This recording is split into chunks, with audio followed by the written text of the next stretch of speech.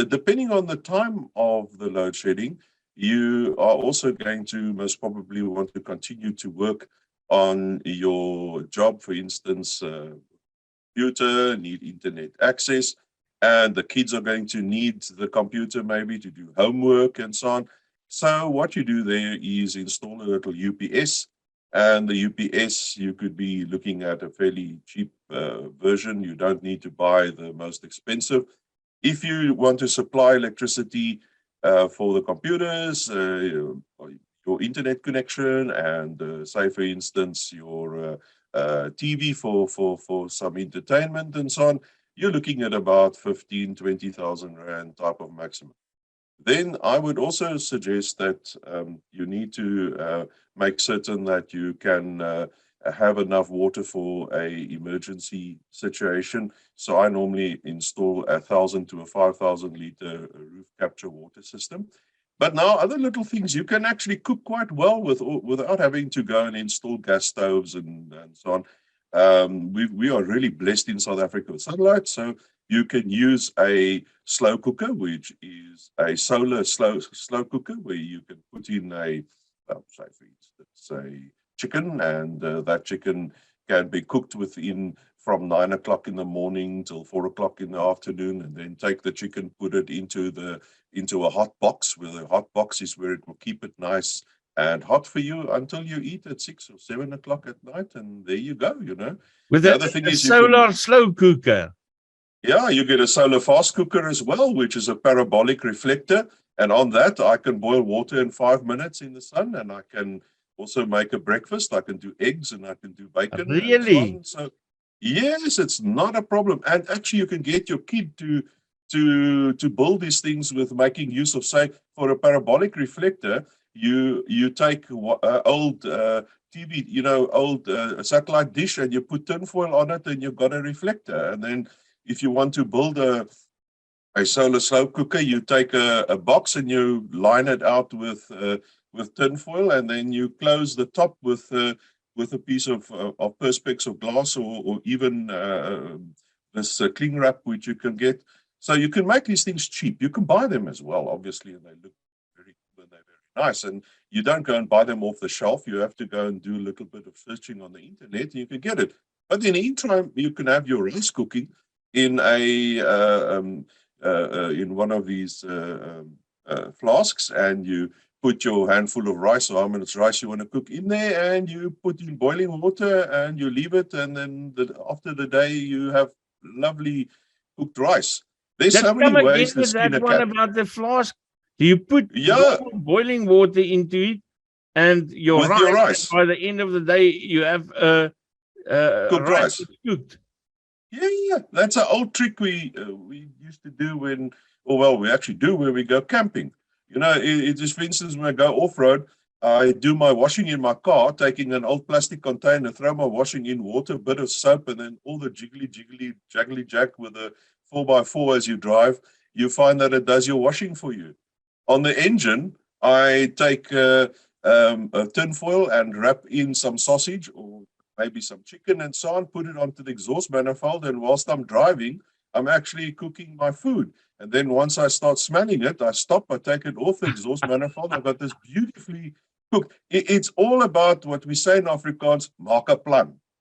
You know, and South Africans are brilliant with marking a plan. Just hold on, Wallace, just come again. You put your food on the engine while you're driving. On the exhaust manifold. Yeah. And then How do you do that?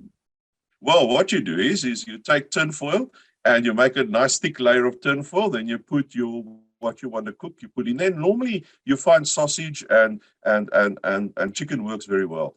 So then you either one of the two, pop it in there, put some veggies in if you want to, you know, and then close it up. And then you take a little piece of wire, and you tie it onto the exhaust manifold.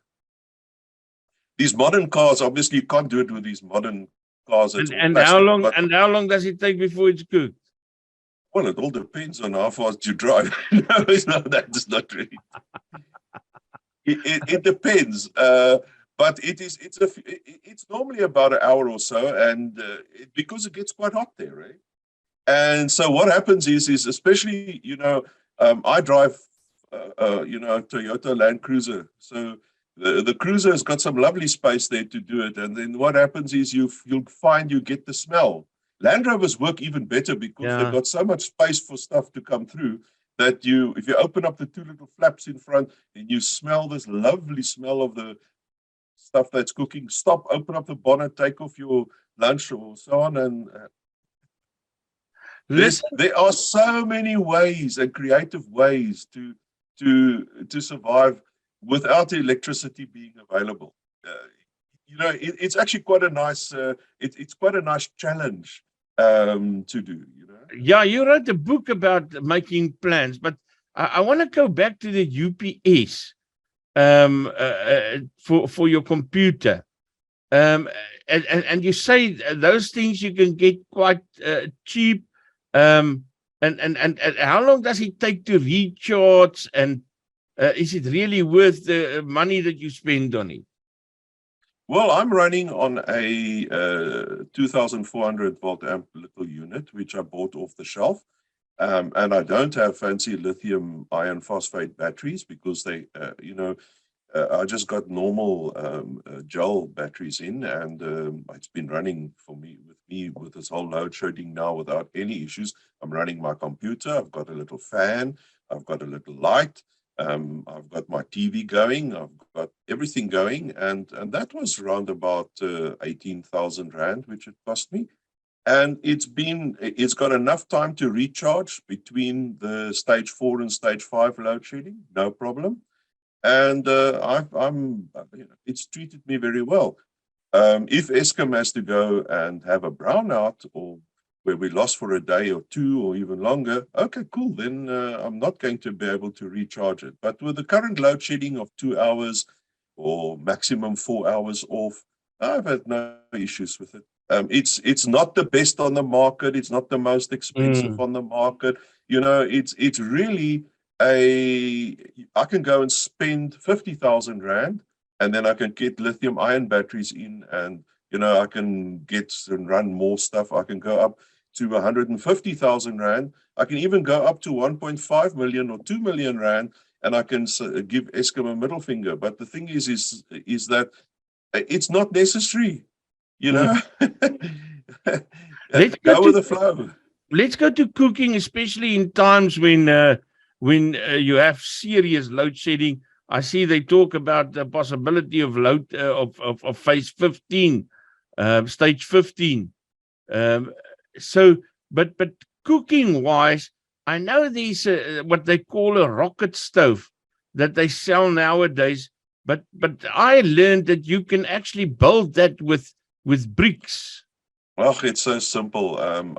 Look, man has always relied on fire from the dawn of time to do its cooking. And there's many innovative ways of doing it. So from just taking a normal braai and braaiing and cooking with a potjie and so on, if you got a problem now with efficiency and you want to do it more efficient and use less wood, then you go to something like a rocket stove. And a rocket stove, because that is only with a few sticks you can do. Yeah. There's something that's called a Kelly kettle, which works on the rocket stove basis. And there it's a few little stockies, and there you go. So there are many innovative and quite simple. I've made little stoves out of a Coke tin, which runs quite effectively. So it depends. It depends on how far you want to go into actually optimizing. But just making a normal little fire and scratching out your coals and make a potjie and braai and have a kettle which you can cook and boil your water on, that's more than enough. Make certain you've got a good wood stockpile at home and have a little braai area. And then if you want to go now and you want to go and more efficiently use your wood, then you decide, okay, cool, bananas, I'm going to build a little rocket stove, or go and buy one of these nice fancy rocket stoves that are available in the shop. I mean, there's some beautiful rocket stoves available. You must just search around a little bit, go into this, I don't want to call it prepping, okay, because all that you're doing is that you're preparing. You're making certain you've got water in your car, you're making certain your car tires pumped up and you've got the jack. so that you know when something happens. You always make certain your car is full of petrol, so that if you are in a situation where the petrol pumps aren't working and you offer the electricity for a week or so on, you can still get transport going. You can still drive. So always make certain your car's full. Make certain it's well serviced, because you don't want to go and stand in the middle of nothing. It's not prepping, eh? It's being prepared. It's a big difference. And then your scenario at home is to make certain you've got enough water, because water is becoming the next big, is already one of the next big problems. We're all worried about electricity. Electricity, you can see we can do quite a lot of things to get past it. But man, we can't just like say water, where are thou? You know, you need to make certain that you have enough water. And there, to put in a 1,000 liter or 5,000 liter tank, it's about R1 per liter. So chill out, man. Put it on, do some roof water capturing, and you know that you sort it out. With the kids, make this whole thing a game.